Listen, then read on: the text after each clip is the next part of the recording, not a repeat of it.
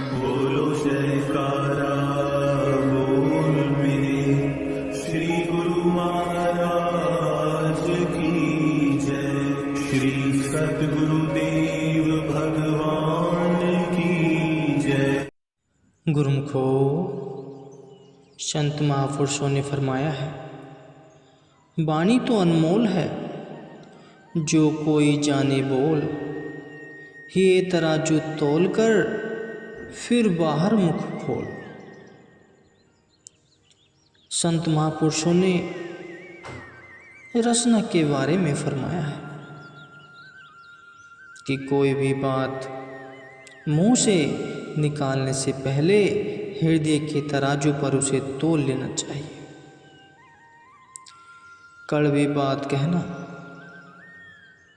या वह बात बोलना जिससे दूसरों के दिल को ठेस पहुंचे, बिना प्रयोजन अथवा मर्यादा का उल्लंघन करके बातें करना, यह हानिकारक है। एक बार श्री 108 श्री सद्गुरुदेव महाराज जी श्री तीसरी पातशाही जी ने श्री मुखारविंद से ये पावन श्री वचन फरमाए थे। मनुष्य के शरीर में जीवा दो प्रकार का काम करती है। एक, अंदर की बात को बाहर कहना, दूसरा बाहर के भोजन को अंदर ले जाना।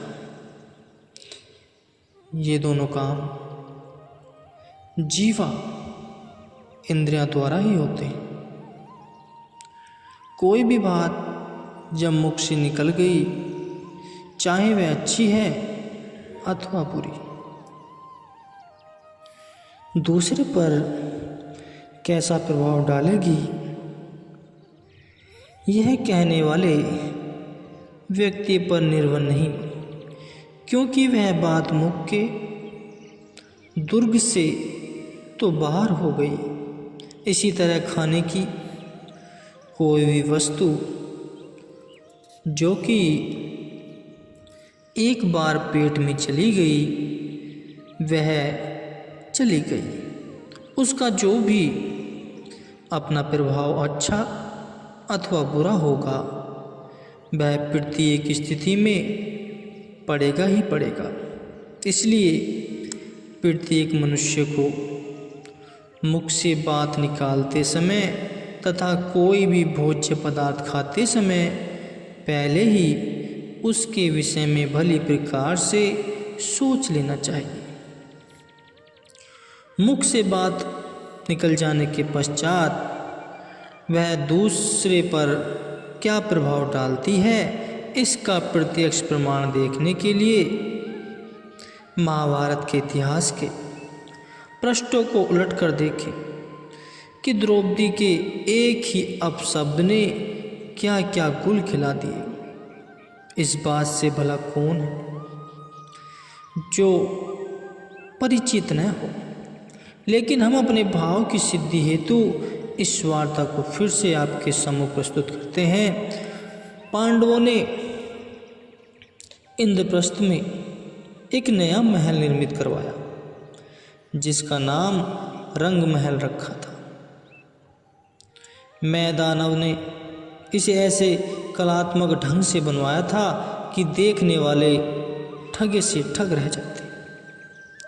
एक बार धर्मपुत्र युधिष्ठिर जी के निमंत्रण पर दुर्योधन, दुशासन आदि उस महल को देखने के लिए आए।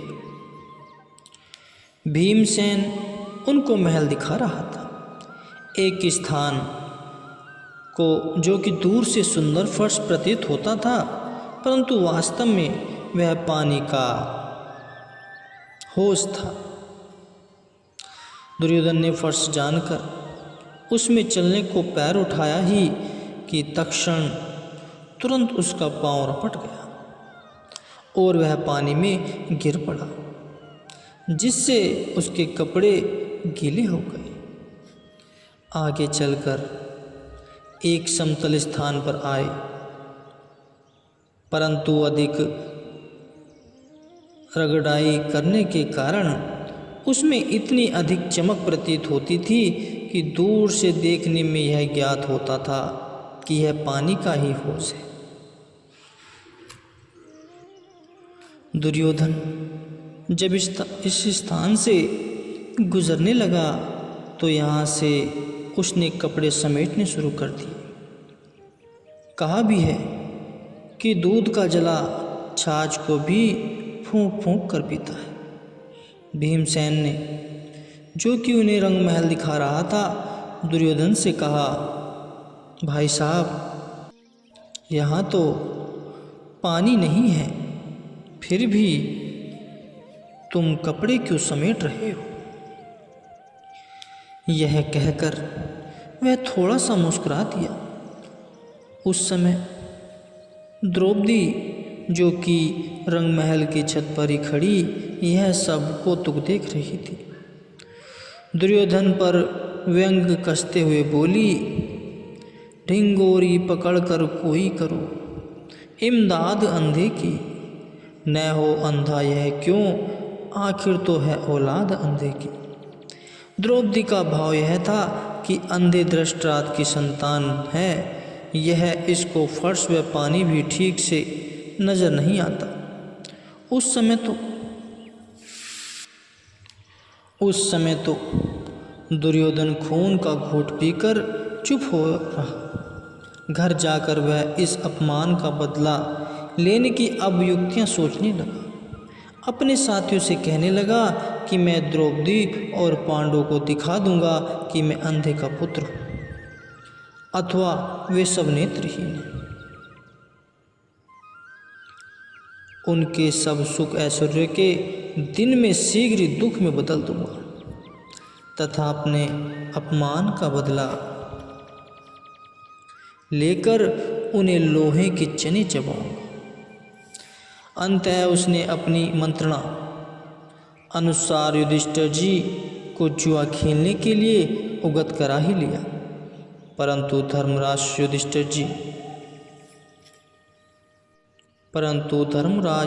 जी इसके षड्यंत्र को समझ न सके तथा अंत में चारों भाई और राज्य तथा रानी द्रौपदी को भी दांव पर लगाकर हार गए। उस समय द्रौपदी को अपमानित करने के लिए जब दुशासन उसे दरबार में बरबस खींच कर ले आया, तब दुर्योधन भरी सभा में पांडवों के समक्ष व्यंग कसने लगा। यह तो भगवान श्री कृष्ण जी ने द्रौपदी की लाज रख ली, नहीं तो आगे चलकर दुर्योधन ने क्या कुछ नहीं किया। पांडवों का कितना अपमान हुआ तथा उन्होंने कितने कष्ट से, यह तो सबको ज्ञात ही है। अंत में महाभारत का युद्ध होकर रहा। यह सब बिना सोचे मुंह से बात निकालने का ही कुपरिणाम है। इसलिए कभी भी मुंह से ऐसी अप्रिय बात न बोलनी चाहिए जिसका परिणाम दुखदायी हो।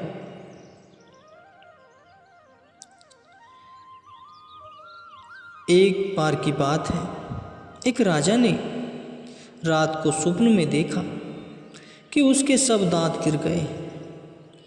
जो जोशी स्वप्न की ताबीर भविष्य बताता था, उसको बुलवाकर राजा ने सब वृत्तांत स्वप्न का सुनाया और भविष्य के बारे में पूछा।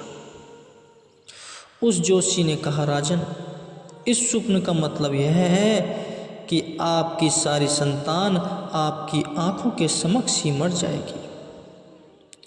यह सुनकर राजा को बड़ा क्रोध आया। उसने आज्ञा दी कि इस व्यक्ति को हाथी के पैरों के नीचे कुचलवा दिया जाए। इस पर श्री कबीर साहिब जी ने कहा है, ऐसी वाणी बोलिए मन का आपा खोए, औरन को शीतल करे आपहु शीतल होए। तब राजा ने दूसरे जोशी को बुलवाया और उसके आगे भी यही प्रश्न किया।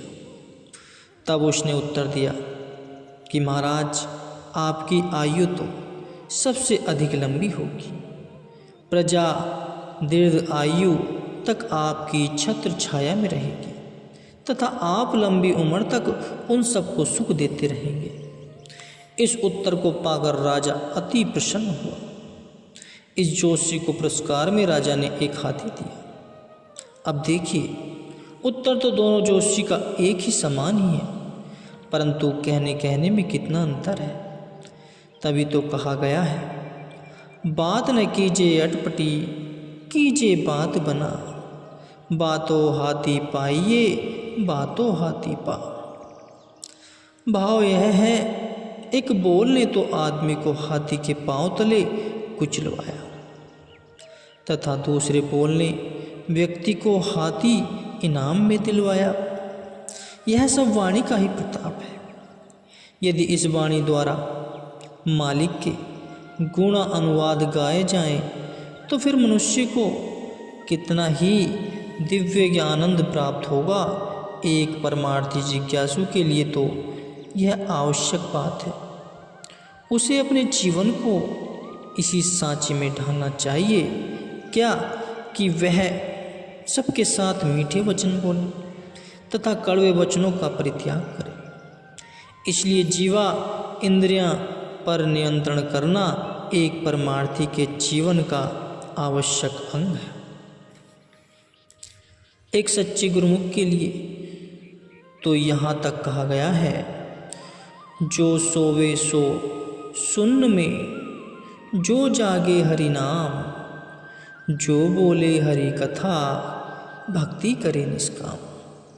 अर्थात वह यदि निद्रावस्था में हो तो तब भी उसके मन की तार अपने मालिक के चरणों से बंधी हो तथा जागृत अवस्था में प्रभु नाम का सुमिरन करे। यदि किसी के साथ बोले तो ईश्वर के गुणावाद करे। इससे जीवा व मन दोनों ही पवित्र होते हैं और ये निष्काम भक्ति के लक्षण हैं गुरुमुखों।